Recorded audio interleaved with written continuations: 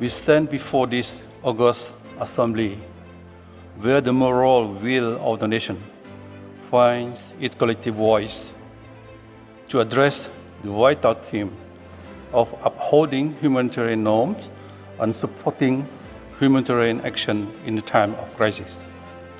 This norm forms the invisible constitution of civilization, defining the frontier between combat and cruelty. The true measure of any nation lies not in its military attack on the declaration, but it is respect for the Geneva Convention and human dignity, especially when its interests collide. We thank the delegation of Thailand for its contribution to the Assembly and for highlighting this important theme.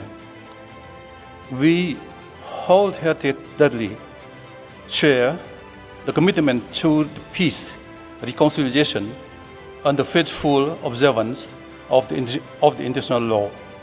However, a constructive path thought requires an honest assessment of this current reality, one where the very humanitarian norms we discuss are being violated.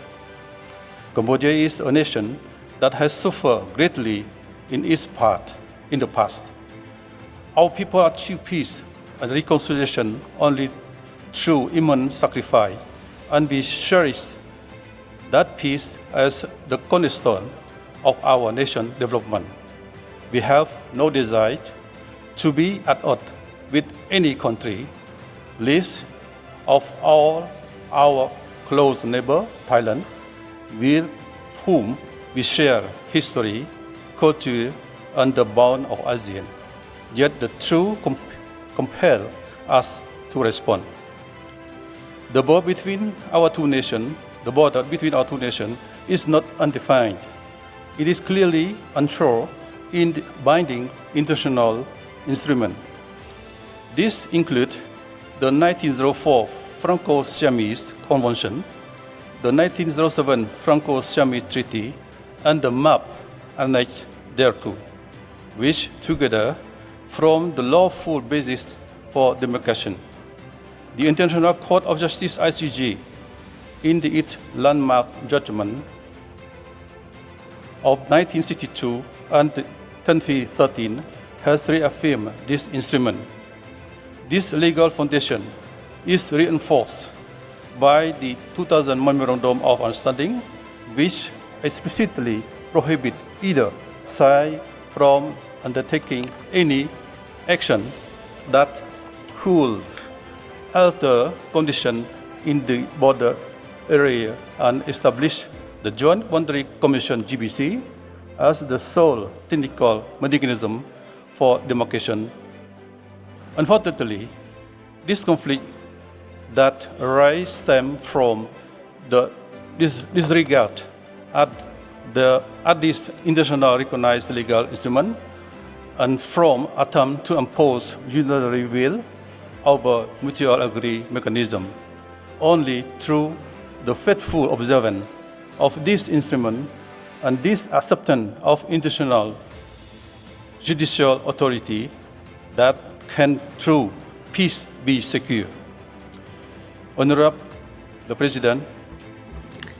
Madam President, we would like to take this opportunity to express our gratitude to China, Malaysia, and in particular, we would like to thank President Trump of the United States for their